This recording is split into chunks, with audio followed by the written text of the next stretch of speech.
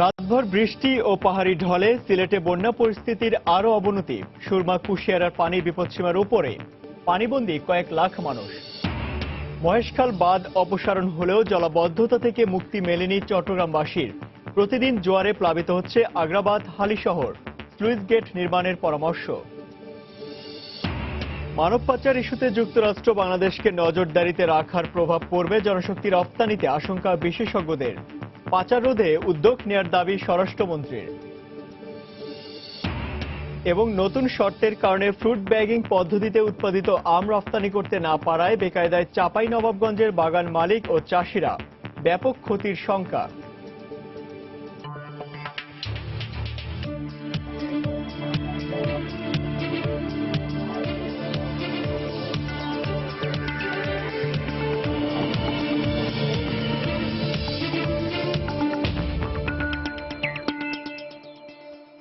দেখছিলেন শিরোনাম। আমন্ত্রণ জানাচ্ছি দেশ ও দেশের বাইরে অর্থ বাণিজ্যের নানা খবর নিয়ে আমাদের নিয়মিত আয়োজন এসময় বাণিজ্যে।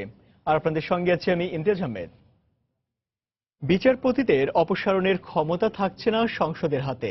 সংবিধানের ষোড়শ সংশোধনী অবৈধ ঘোষণা করে হাইকোর্টের রায় বহাল রেখেছেন আপিল বিভাগ।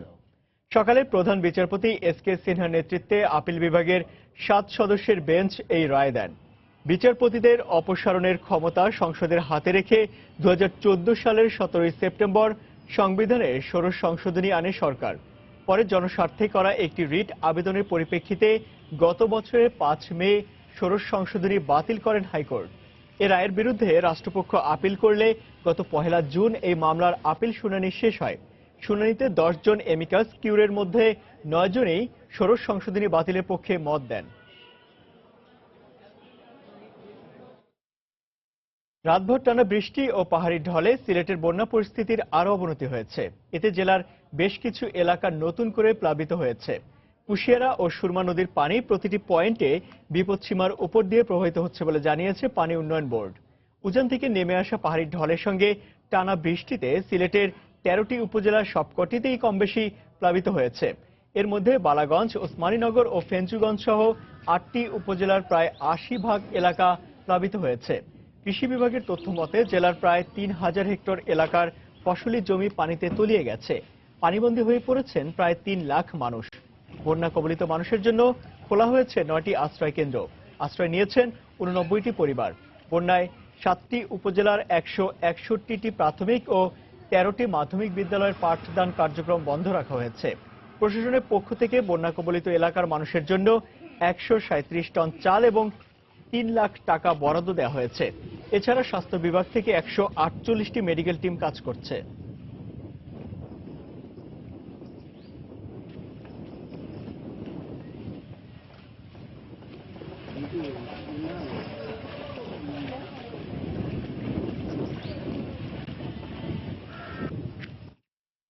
এই মুহূর্তে সিলেটের বালাগঞ্জ উপজেলায় আছেন রিপোর্টার ইকরামুল কবির। বন্যা পরিস্থিতির সবশেষ খবরাখবর জানতে চলে যাচ্ছি তার কাছে। ইকরাম। আমি এই যে সিলেটের 13টি উপজেলার যে সবচেয়ে ক্ষতিগ্রস্ত অন্যতম উপজেলা বালাগঞ্জ, সেই বালাগঞ্জের একেবারে ভিতরের একটি গ্রাম, সেটা কালীগঞ্জ গ্রাম। সেই কালীগঞ্জ গ্রামে আমি এখন আছি। আপনি দেখতে পাচ্ছেন ইমতিয়াজ যে আমার পিছনে যে গ্রামটি রয়েছে সেই গ্রামের পাশে কুশিয়ারা নদী বা এবং পার্শ্ববর্তী যে জায়গা সব মিলেমিশে একবারে একাকার করে ফেলেছে। এই যে আপনারা দেখতে পাচ্ছেন যে গ্রামের নারীরা তাদের খাবার পানি যোগান দিতে নেওয়ার জন্য অন্যখানে চলে যাচ্ছেন। একেবারে কমর পরিমাণ পানি মারিয়ে তারা যাচ্ছেন। একই দৃশ্য বালাগঞ্জের প্রায় প্রতিটি ইউনিয়নের যে 6টি ইউনিয়ন রয়েছে এই উপজেলার, প্রত্যেকটি ইউনিয়নের একই অবস্থা। পার্শ্ববর্তী উসমানীনগর উপজেলা, সেই উপজেলারও 8টি ইউনিয়নের একই দশা। এবং যেই কথাটি আপনি বলছিলাম সেটা উজান থেকে নেমে আসা পাহাড়ি ঢলের এই যে কুশিয়ারা দুকুল ভাসিয়ে দিচ্ছে আমাদের যেখানে দাঁড়িয়ে আছি তার পাশে কুশিয়ারা নদী এবং তার অপর পাশেই হচ্ছে গিয়ে মৌলভীবাজারের রাজনগর উপজেলা। সব উপজেলাগুলোই ক্ষতিগ্রস্ত হয়েছে। সিলেটের বিশেষ করে কুশিয়ারা এবং সুরমার পাড়ে যেই উপজেলাগুলো রয়েছে সেগুলো সবচেয়ে বেশি ক্ষতিগ্রস্ত হয়েছে। বালাগঞ্জ, ওসমানীনগর, ফেঞ্চুগঞ্জ, বিয়ানীবাজার, গোলাপগঞ্জ, কানাইঘাট, কোম্পানিগঞ্জ, জকিগঞ্জ এই 8টি উপজেলার সবচাইতে বেশি ক্ষতি হয়েছে। বিভিন্ন নিচু এলাকা পানিতে তলিয়ে গেছে। ধানি ফসল, আউশ ধান এখন বর্তমানে জমিতে রয়েছে সে আউশ ধান তলিয়ে গেছে। 3000 হেক্টর জমির হিসাব দিয়েছে কৃষি সম্প্রসারণ অধিদপ্তর। এবং এই যে এই বন্যা ভাসীদের আশ্রয় দেওয়ার জন্য 9টি আশ্রয় কেন্দ্র খুলেছে প্রশাসনের পক্ষ থেকে। ইতিমধ্যে 89টি পরিবার এই আশ্রয় কেন্দ্রে অবস্থান নিয়েছে। আর বন্যা কবলিত মানুষের জন্য 137 মেট্রিক টন চাল বরাদ্দ দেওয়া হয়েছে। 12 মেট্রিক টন চাল এই উপজেলার জন্য বরাদ্দ দেওয়া হয়েছে, কিন্তু এখন পর্যন্ত কোথাও 100 টাকা চালও বিতরণ করা হয়নি, এমনটি অভিযোগ করেছেন আমাকে বানভাসী মানুষেরা। এবং আমাকে এই বালাগঞ্জ উপজেলা নির্বাহী কর্মকর্তা জানিয়েছেন যে তারা এই দুপুরের পরই এই 12 মেট্রিক টন চাল বিতরণের জন্য বের হবেন। সাথে 21,000 টাকাও বরাদ্দ রাখা হয়েছে, নগদ অর্থ প্রদান করা হবে বানবাসী মানুষের জন্য। এদিকে স্বাস্থ্য বিভাগ 148টি মেডিকেল টিম যে সমস্ত এলাকার মানুষের যাতে পেটের পীড়া সহ অন্যান্য রোগাক্রান্ত না হয় এবং খাবার পানির বিশুদ্ধ করার যে ট্যাবলেট সেই বিতরণ করার জন্য 148টি মেডিকেল টিম সিলেটের বন্যা কবলিত এলাকাগুলোতে রাখা হয়েছে। ইমতিয়াজ, এ ছিল বিপন্ন মানুষের সর্বশেষ খবর। পরবর্তী সংবাদে আমরা আরো কিছু আপডেট আপনার মাধ্যমে জানাতে পারবো। দর্শক, রাতভর টানা বৃষ্টিতে সিলেট শহরের অধিকাংশ এলাকা পানিতে প্লাবিত হয়েছে। সে খবরাখবর জানাতে সিলেটের বালাগঞ্জ উপজেলা থেকে আমাদের সঙ্গে যোগ দিয়েছিলেন সহকর্মী ইকরামুল কবির। চলে যাচ্ছি পরের খবরে। রাত থেকে ভারী বর্ষণে চট্টগ্রামে জলাবদ্ধতা সৃষ্টি হয়েছে, তলিয়ে গেছে নগরীর বিভিন্ন এলাকা। এতে বিপাকে পড়েছেন নগরবাসী। সকালে ঘর থেকে বের হয়ে বিপাকে পড়েন স্কুলগামী শিক্ষার্থী ও অফিসগামী সাধারণ মানুষ। জলাবদ্ধতার কারণে যানবাহন না পেয়ে অনেকে পায়ে হেঁটে গন্তব্যে রওনা হন। দোকানপাট ও ব্যবসা প্রতিষ্ঠানে পানি ঢুকে পড়ায় ক্ষতির মুখে পড়েছেন ব্যবসায়ীরা। পতেঙ্গা আবহাওয়া অফিস জানিয়েছে সকাল 6টা পর্যন্ত সবশেষ 24 ঘন্টায় চট্টগ্রামে 37.4 মিলিমিটার বৃষ্টিপাত রেকর্ড করা হয়েছে। ভারী বৃষ্টিপাতে নগরীর চকবাজার, 2 নম্বর গেট, আগ্রাবাদ, এক্সেস রোড সহ বেশ কিছু এলাকায় জলাবদ্ধতার সৃষ্টি হয়েছে।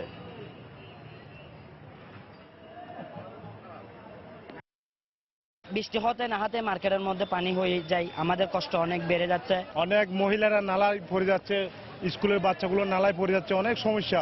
গাড়ি পানি করলে পানি মানে নষ্ট হয়ে যায়। গাড়ি আমাদের অনেক নষ্ট, ওয়ারিং নষ্ট হয়ে যায়, স্টার নষ্ট, দিক বুতুর দিয়ে পানি ঢুকে যায়। দর্শক, এই মুহূর্তে চট্টগ্রাম নগরীর 2 নম্বর গেট এলাকায় আছেন রিপোর্টার শফিকুল আলম। সেখানকার সবশেষ পরিস্থিতি জানতে চলে যাচ্ছি তার কাছে। শফিক। আজ বলা যায় দুইটি জটে চট্টগ্রামের মানুষ বন্দী। এক হচ্ছে জলাবদ্ধতা, জলজট এবং তার কারণে যে সৃষ্ট যানজট। আপনি হয়তো আমার পেছনে দেখতে পাচ্ছেন অসংখ্য গাড়ি কিন্তু দীর্ঘ লাইনে গাড়ি দাঁড়িয়ে আছে। সকাল থেকে কিন্তু এরকম কোনো গাড়ি এখন পর্যন্ত চলতে পারে না, যে গাড়িগুলো যেখানে আছে সেখানেই দাঁড়িয়ে আছে। আপনি হয়তো আপনারা যে একটু দেখাই যে পানি আসলে কোমর থেকে অনেক জায়গায় কোমর সমান পানি, অনেক জায়গায় গলা সমান পানি, আর অনেক জায়গায় হাঁটু সমান পানিতে তলিয়ে গেছে চট্টগ্রামের বিভিন্ন যে গুরুত্বপূর্ণ সড়কগুলো, বিশেষ করে চট্টগ্রামের আগ্রাবাদ, 2 নম্বর গেট, মুরাদপুর, হালিশহর, চকরা সহ বিভিন্ন এলাকা। আপনি হয়তো দেখতে পাচ্ছেন যে দীর্ঘ যানজটের সারি, সেই যানজট যে গাড়িগুলো সকাল থেকে এখানে দাঁড়িয়ে আছে। তো আমি সকাল থেকে এখানে আসলে বেশ কয়েকজন যারা এখানে পথচারী আছে তারা কিন্তু আমাদেরকে বলছেন, তারা তাদের দুর্ভোগের কথা বলছেন, তাদের যে সমস্যার কথা বলছেন। তারা বলছেন যে আসলে চট্টগ্রামের মানুষের যে দুঃখ, এটা কখন যে শেষ হবে তার কোনো তারা সেটা বলতে পারছেন না। তারা বলছেন যে প্রতি বছরে কিন্তু সিটি কর্পোরেশনের পক্ষ থেকে বিভিন্ন বাজেট হয়ে থাকে, সে বাজেটে এখানে বরাদ্দ হয়ে থাকে, সেই টাকাগুলো কোথায় যায় সেই বিষয়গুলো তারা বলছেন। এবং তারা বলছেন যে আসলে ঢাকার পরে কিন্তু চট্টগ্রাম একটি গুরুত্বপূর্ণ এলাকা, বাণিজ্যিক রাজধানী বলা হয়ে থাকে। এখান থেকে অনেক কিছু কিন্তু নিয়ন্ত্রণ হয়ে থাকে। বিশেষ করে বিশ্বের অন্যতম সমুদ্র বন্দর অর্থাৎ চট্টগ্রাম বন্দর রয়েছে এখানে, এবং ইপিজেড রয়েছে, প্রায় 200 থেকে 300 বেশি কারখানা রয়েছে, প্রায় সেখানে 15 লাখের মতো মানুষ কাজ করে। এবং চট্টগ্রাম বিমানবন্দর সড়ক এটি। এবং এছাড়া চট্টগ্রামে আরেকটি গুরুত্বপূর্ণ যেটি হচ্ছে সেখানে পানি উঠে সবসময় ভোগ্য পণ্যের সবচেয়ে বড় পাইকারি বাজার চট্টগ্রামে খাতুনগঞ্জে, সেখানে কোটি কোটি টাকার ব্যবসা হয় প্রতিদিন। সেখানে 5000-এর বেশি সেখানে পাইকারি বাজারের দোকান রয়েছে। সেই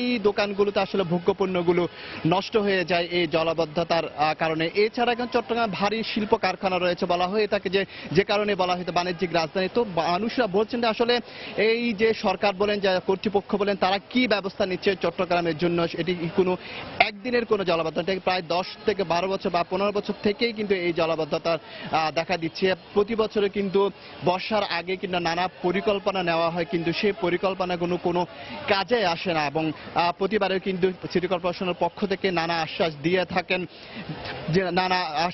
থাকেন যে তারা সেই জলাবদ্ধতা থেকে মুক্তি দিবে, কিন্তু সে মানুষের মুক্তি হয় না। অর্থাৎ মেয়র আসে যায়, কিন্তু বিএনপি বলেন, আওয়ামী লীগ বলেন, বিভিন্ন দল বলেন, নানা দলের মেয়ররা এখানে আসে আর যায়, কিন্তু এই চট্টগ্রামের মানুষের, এই চট্টগ্রাম নগরীতে প্রায় 60 লাখেরও মানুষ বসবাস করে, সে মানুষের কোনো মুক্তি নেই, সে মানুষ সুরাহা নাই। তারা সেই কথাটি তারা বলছে যে আসলে তারা বলছেন যে কর্তৃপক্ষের নজর দেওয়া প্রয়োজন, যে চট্টগ্রামের প্রতি যেহেতু একটা বাণিজ্যিক রাজধানী, এখান থেকে সবকিছু নিয়ন্ত্রণ হয়ে থাকে এবং এখান থেকে কিন্তু আমদানি রপ্তানির প্রায় 98% এই সমুদ্র বন্দর দিয়ে হয়ে থাকে। সেক্ষেত্রে তারা এই চট্টগ্রামকে গুরুত্ব দেওয়ার কথা তারা বলছেন এবং দুর্ভোগের কথা সেটি বলছেন। আরেকটি কথা জানিয়ে রাখি যে আসলে আবহাওয়াবিদ যেটা জানিয়েছেন যে গত 24 ঘন্টায় গত সকাল 9টা পর্যন্ত 37.4 মিলিমিটার বৃষ্টিপাত রেকর্ড করা হয়েছে এবং আগামীতে আরো বৃষ্টিপাত হওয়ার সম্ভাবনা ছিল। আমি যে জায়গাতে দাঁড়িয়েছিলাম এখানে কিছুক্ষণ আগে কিন্তু অনেক কম ছিল পানি, কিন্তু বেলা বাড়ার সাথে সাথে আমরা দেখতে পাচ্ছি এখানে পানি বেড়ে যাচ্ছে। তো এই ছিল চট্টগ্রামের জলাবদ্ধতার সর্বশেষ তথ্য। ইমতিয়াজ। দর্শক, টানা বৃষ্টিতে চট্টগ্রাম নগরীর বিভিন্ন এলাকায় জলাবদ্ধতার সৃষ্টি হয়েছে। সে খবরাখবর জানাতে চট্টগ্রাম নগরীর 2 নম্বর গেট এলাকা থেকে আমাদের সঙ্গে যোগ দিয়েছিলেন সহকর্মী শফিকুল আলম। চলে যাচ্ছি পরে খবরে। হাওরের বাঁধ নির্মাণে দুর্নীতির অভিযোগে পানি উন্নয়ন বোর্ডের নির্বাহী প্রকৌশলী কর্মকর্তা ও ঠিকাদার সহ 61 জনের বিরুদ্ধে মামলা করেছে দুর্নীতি দমন কমিশন। দুপুরে সুনামগঞ্জের সদর থানায় এ মামলা দায়ের করা হয়। মামলার কিছুক্ষণের মধ্যেই গ্রেফতার করা হয় 2 জনকে। এছাড়া বাঁধ নির্মাণের কাজ তদারকির অবহেলার দায়ে পানি সম্পদ মন্ত্রণালয়ের সচিব সহ 14 জনের বিরুদ্ধে বিভাগীয় শাস্তিমূলক ব্যবস্থা নিতে সুপারিশ করেছে দুদক। এবছরের মার্চ মাসে উজান থেকে নেমে আসা পাহাড়ি ঢল ও অতিবৃষ্টিতে প্লাবিত হয় সুনামগঞ্জ সহ 6টি জেলার হাওর অঞ্চল। এতে প্রায় 1,71,000 হেক্টর জমির ধান পানিতে ডুবে যায়, গৃহহীন হয় হাজার হাজার মানুষ, মারা যায় গবাদি পশু, হাঁস মুরগি সহ কয়েক টন মাছ। এরপরই অভিযোগ উঠে হাওরের বাঁধ নির্মাণে দুর্নীতির অনুসন্ধানে নামে দুদক। জিজ্ঞাসাবাদ করা হয় পানি উন্নয়ন বোর্ডের বিভিন্ন পর্যায়ের কর্মকর্তাদের। টানা 3.5 মাসের অনুসন্ধান শেষে শনিবার সুনামগঞ্জ সদর থানায় 61 জনের বিরুদ্ধে মামলা করে সংস্থাটি। এতে রয়েছেন পানি উন্নয়ন বোর্ডের সাবেক অতিরিক্ত প্রধান প্রকৌশলী, নির্বাহী প্রকৌশলী ও বেশ কয়েকজন ঠিকাদার। মামলার কিছুক্ষণের মধ্যেই গ্রেফতার করা হয় 2 জনকে। এই মামলাতে মোট 61 জন আসামি রয়েছে। এই 61 জনের মধ্যে মূলত রয়েছেন পানি উন্নয়ন বোর্ডের প্রকৌশলী, যে সমস্ত দায়ী প্রকৌশলী যারা রয়েছেন তারা, এবং পানি উন্নয়ন বোর্ডের নিয়োজিত ঠিকাদাররা। ইতোমধ্যে একজন প্রকৌশলী এবং একজন ঠিকাদারকে গ্রেফতার করা হয়েছে। বাকিদের ক্ষেত্রে এটি হলো আমাদের তদন্তকারী কর্মকর্তা নির্ধারণ করবেন যে তাদেরকে গ্রেফতার করার প্রয়োজন রয়েছে কি নাই।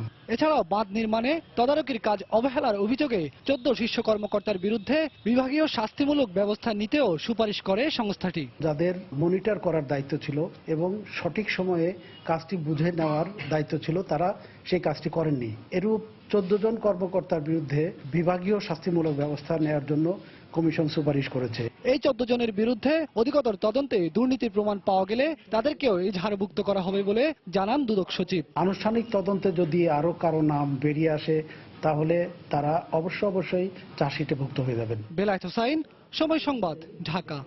মানব পাচার বন্ধে কার্যকর পদক্ষেপ না নেওয়ার অভিযোগে যুক্তরাষ্ট্র বাংলাদেশকে নজরদারির তালিকায় রাখায় জনশক্তি রপ্তানি বাধাগ্রস্ত হওয়ার আশঙ্কা করছেন বিশেষজ্ঞরা।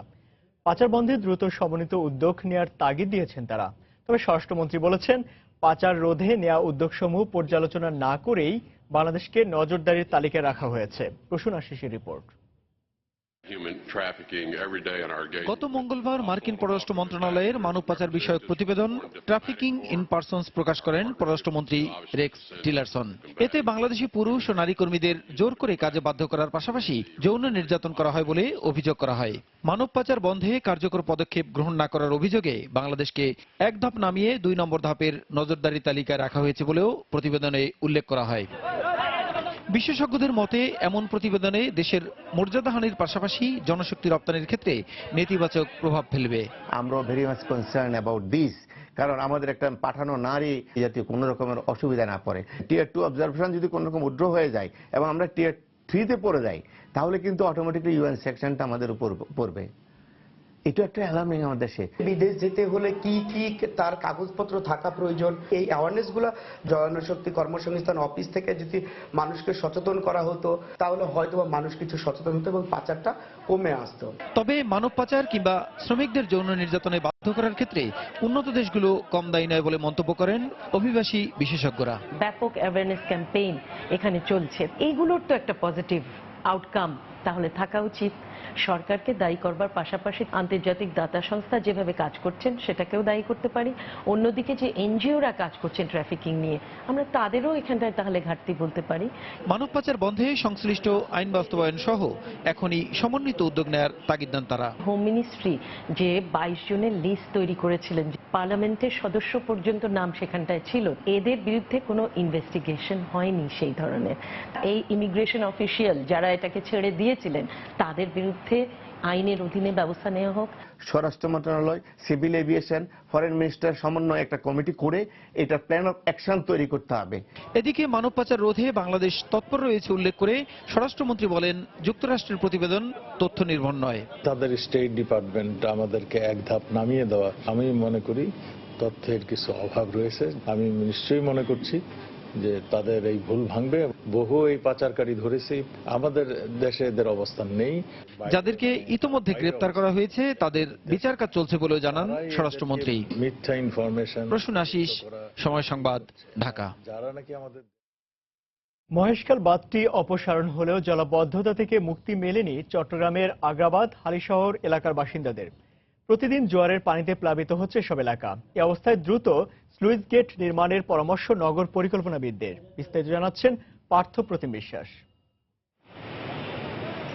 নগর তীরবর্তী বঙ্গোপসাগর থেকে জোয়ারের পানির প্রবেশ ঠেকাতে 2015 সালে সিটি কর্পোরেশনের অনুরোধে নগরীর মহেশখালে অস্থায়ী বাঁধ নির্মাণ করে বন্দর কর্তৃপক্ষ। প্রথম দিকে কয়েকটি এলাকায় সুফল পেলেও ধীরে ধীরে নানা সমস্যার কারণে সিডিএ, আগ্রাবাদ, হালিশহর এলাকার মানুষের কাছে বাঁধটি গলার কাটা হয়ে দাঁড়ায়।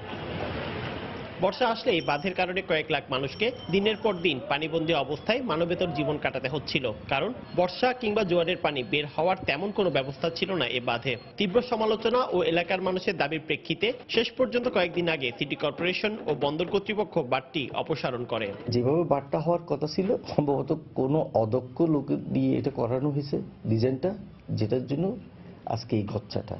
বাঁধে প্রচুর পরিমাণে ময়লা জমার কারণে এবং যে কয়টি সেখানে ছিদ্র ছিল, যেগুলো আমরা পাইপ বলি, সেই পাইপগুলো দিয়ে পানি যথেষ্ট পরিমাণে যাচ্ছিল না। অস্থায়ী বাঁধটি ভাঙার ফলে দীর্ঘমেয়াদী জলাবদ্ধতার হাত থেকে মুক্তি পেলেও জোয়ারের পানিতে প্লাবিত হওয়া থেকে রেহাই পায়নি এলাকাবাসী। বাঁধটা এমনভাবে করা হয়েছে যার কারণে পানিটা নামতে একটু কষ্ট হতো, মানে একটু সময় নিত, যার কারণে আপনার জনভোগটা বেশি হতো। 7 ফুট কেটে দেওয়ার পরে এখন পানি জমে থাকলেও মানে কি চলে যায়। এখন আমরা মনে করি কি ওদিকে পুরোটা যদি ভেঙে দেয় তাহলে মনে করেন না পানিটা আসবে, কিন্তু আবার সাথে সাথে চলে যাবে। জোয়ারের পানির প্রবেশ ঠেকাতে দ্রুত সবার পরামর্শ নিয়ে সুইচ গেট নির্মাণ করা দরকার বলে মনে করেন এই নগর পরিকল্পনাবিদ। আবাসিক এলাকা সিডিএ কে ঘিরে একটা পরিকল্পনা নেওয়া যেতে পারে এবং প্রায়োরিটি হলো যে এখন জোয়ারের পানিটাকে থামানো এবং এটা স্লুইস গেটের মাধ্যমে একমাত্র করা সম্ভব। আর সিটি মেয়রও জানালেন, মন্ত্রণালয়ের অনুমতি পেলেই সবার পরামর্শ নিয়ে সুইচ গেট নির্মাণ করা হবে। সুইচ গেট নির্মাণ করার থেকে কিন্তু সুইচ গেট রক্ষণাবেক্ষণ এবং পরিচালনা করাটা হলো যে অনেক বেশি কঠিন এবং চ্যালেঞ্জ। বন্দর কর্তৃপক্ষের বক্তব্য হলো যে আমাদের তো সেই এক্সপার্টিস নেই, তো সুতরাং আমরা অর্থায়ন করতে পারবো সরকারের সম্মতি প্রদান সাপেক্ষে। আগ্রাবাদ, হালিশহর ও সিটি এলাকায় 5 থেকে 6 লাখ লোকের বাস। পার্থ প্রতিম বিশ্বাস, সময় সংবাদ, চট্টগ্রাম। সংবিধানের 16 সংশোধনী অবৈধ ঘোষণা করে হাইকোর্টের দেওয়ার রায় বহাল রেখেছেন আপিল বিভাগ। এই মুহূর্তে আদালত প্রাঙ্গণে বক্তব্য রাখছেন অ্যাটর্নি জেনারেল। আমরা সরাসরি চলে যাচ্ছি সেখানে। পেয়েছিলাম বঙ্গবন্ধু যে সংবিধানকে বলেছেন রক্তের আখরের লেখা, সেটি আমার দুঃখ, সেখানেই আমার হতাশা। সেটা এই মুহূর্তে বললাম, মন্ত্রণালয়ের সাথে আলাপ করে, সরকারের সাথে আলাপ করে এই ব্যাপারে আমার মতামত, সেটা তো আমি বলতে পারবো না। সব দর্শকরা কেন একমত হয়েছেন সেটা তো আমার বলার বিষয় না। না, সে বাদ দেওয়ার ব্যাপারে তো নিশ্চয়ই উচিত। তখন পার্লামেন্ট মেম্বারদের সম্বন্ধে যে সমস্ত বক্তব্য হাইকোর্ট ডিভিশন দিয়েছিল সেটা খুবই আপত্তিকর। স্যার একটা বিষয় স্যার আমি দেখি যে এতটা ডিভিশন ঠিক সকাল 9টায় বসে আসছে, মোটামুটি ব্যত্যয় ঘটেনি। আজকে আমাদের জন্য 85 মিনিট দেরিতে কোর্ট বসেছে, এটার কারণটা কি? এটা ভিতরে ওনারা হয়তো আলাপ আলোচনা করেছেন। এটা অনেক মামলার ব্যাপারই হয়, অনেক গুরুত্বপূর্ণ মামলার ব্যাপারে ওনাদের ভিতরে আলাপ আলোচনার জন্য এই সময় ওনারা নেন। না, এটা আমি বলতে পারবো না। এই যে রায়টি হলো, এই রায়ের ফলে কি এমনি সরকার বা প্রশাসনের মধ্যে কোনো প্রভাব পড়বে কিনা, বা রাজনৈতিক অঙ্গনে এবং বিচার বিভাগের মধ্যে কোনো রকমের? সরকার তো চলে শাসনতন্ত্র অনুযায়ী। এখন দেখা যাক যে বিচারপতিদের অপসারণের ব্যাপারে কি পদ্ধতি এখনো অনুসরণ করতে হয়।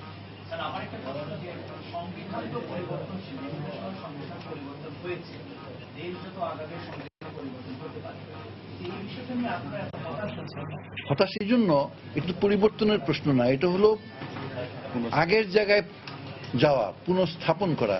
আর তার চেয়ে বড় কথা, এই সুপ্রিম জুডিশিয়াল কাউন্সিলের যে বিষয়টি, এটা একমাত্র পাকিস্তান আর আমাদের দেশে এই সামরিক সরকার এসে জিয়াউর রহমানের আমলে এটা সংবিধান অন্যায়ভাবে সংবিধান সংশোধন করেছিল। কাজে দর্শক, সংবিধানের 16 সংশোধনী অবৈধ ঘোষণা করে হাইকোর্টের দেওয়া রায় বহাল রেখেছে আপিল বিভাগ। আর সেই খবরাখবর সেখান থেকে বক্তব্য রাখছিলেন অ্যাটর্নি জেনারেল। আমরা সরাসরি ছিলাম সেখানে। সিরাজগঞ্জের তারাশে হঠাৎ করে দেখা দিয়েছে গরুর খুরা রোগ। এই রোগে আক্রান্ত হয়ে এখন পর্যন্ত প্রায় অর্ধশত গরু মারা গেছে। তাছাড়া অসুস্থ হয়ে পড়েছে আক্রান্ত এলাকার বেশিরভাগ গবাদি পশু। এতে আতঙ্কিত হয়ে পড়েছেন খামারি ও কৃষকরা। জেলা প্রাণী সম্পদ বিভাগ বলছে, খুরা রোগ প্রতিরোধে আক্রান্ত এলাকায় বিভিন্ন পদক্ষেপ নেওয়া হয়েছে। সিরাজগঞ্জ থেকে অমৃত সেনের ছবিতে রিঙ্কু কুন্ডু রিপোর্ট। গত 2রা জুন জেলার তারাস উপজেলার চৌরা গ্রামের খামারি হাসান আলী চান্দাইগোনা পশুর হাট থেকে একটি অসুস্থ গরু কিনে আনেন। আর সেই অসুস্থ গরুর মাধ্যমে ধীরে ধীরে পুরো গ্রামে ছড়িয়ে পড়ে খুরা রোগ। পুরো গ্রামে দেখা দেয় গবাদি পশুর এই রোগের প্রাদুর্ভাব। এই রোগে সংক্রমিত হয়ে গত 15 দিনে মারা গেছে প্রায় অর্ধশতাধিক গরু। তাছাড়া অসুস্থ হয়ে পড়েছে গ্রামের বেশিরভাগ গবাদি পশু।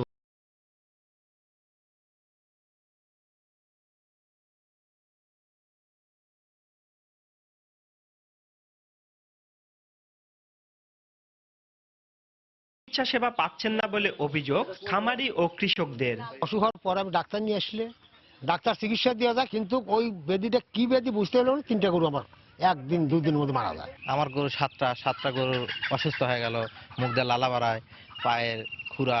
গত 10-15 দিনে আমাদের গ্রামে 45 থেকে 50টা গরু প্রায় এই খুরা রোগে মারা গেছে। উপজেলায় কোনো চিকিৎসা এ পর্যন্ত গ্রামে আসে নাই এবং খামারদের কোনো তালিকা তৈরি করে নাই।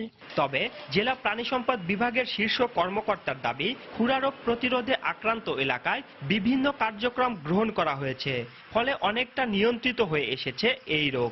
আমরা বাছুরের পোস্টমর্টম করে ওনার লিভার, লাংস, কিডনি, হার্ট আমরা ঢাকা প্রেরণ করেছি।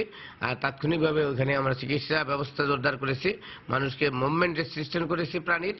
পাশাপাশি আমরা আশেপাশে গ্রামগুলোতে টিকা প্রদান কার্যক্রম অব্যাহত রেখেছি।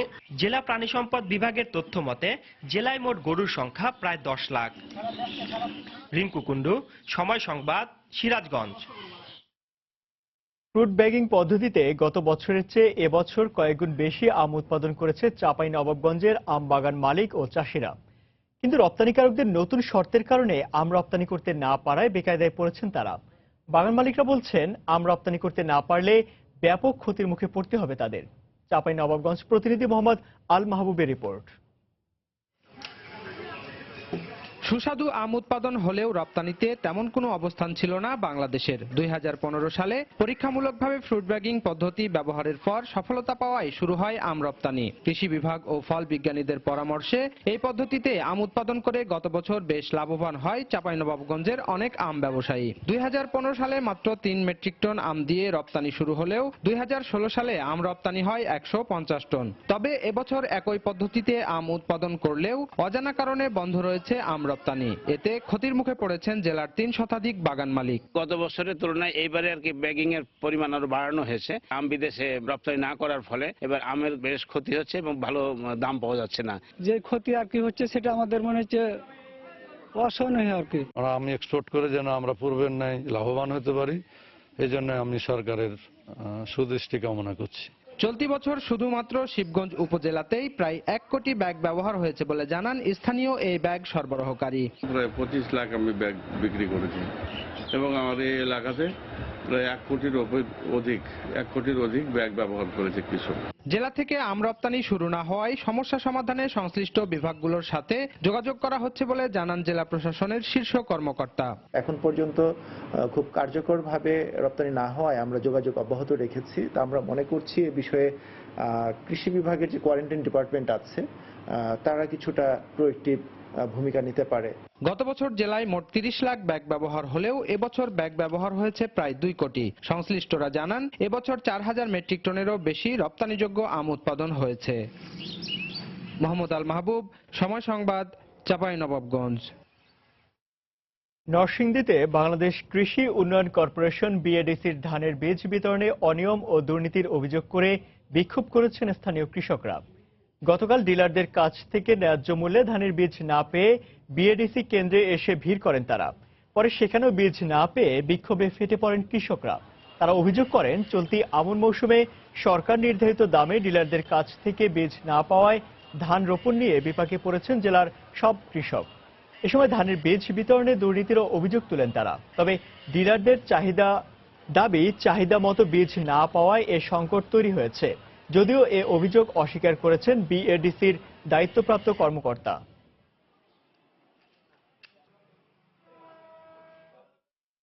একদিনে 2 ব্যাগ বীজ আমার দেয় নাই, 2 দিনে 2 ব্যাগ দিছে, আবার আইসে আজকে 3য় দিন আরেক ব্যাগ নেওয়ার জন্য।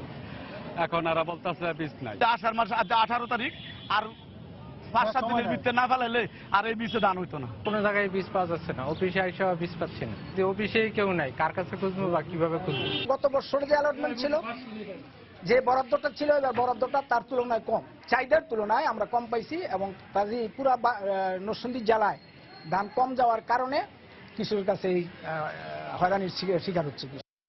7 দিন পর চালু হয়েছে হিলি স্থলবন্দরের পণ্য আমদানি রপ্তানি কার্যক্রম। পবিত্র ঈদ উল ফিতর উপলক্ষে 1 সপ্তাহ ছুটি শেষে গতকাল কাজে যোগ দেন বন্দরের কর্মকর্তা ও কর্মচারীরা। পরে শুরু হয় পণ্য আমদানি রপ্তানি কার্যক্রম শুরু হওয়ায় বন্দর থেকে পণ্য খালাস করেন ব্যবসায়ীরা। বন্দর স্বাভাবিক হওয়ায় শ্রমিকদের ব্যস্ততা বেড়ে গেছে। ঈদের ছুটির কারণে গত রোববার বন্ধ হয়ে যায় আমদানি রপ্তানি কার্যক্রম।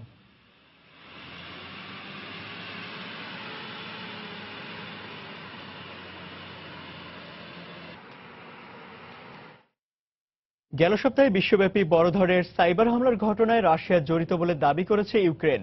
দেশটির নিরাপত্তা বিভাগ ও সাইবার হামলা পর্যবেক্ষকদের তদন্ত শেষে শনিবার কিয়েভে জানায় ইউক্রেনের বিভিন্ন ব্যবসা প্রতিষ্ঠানের ক্ষতির উদ্দেশ্যে এ হামলা চালানো হয়েছে।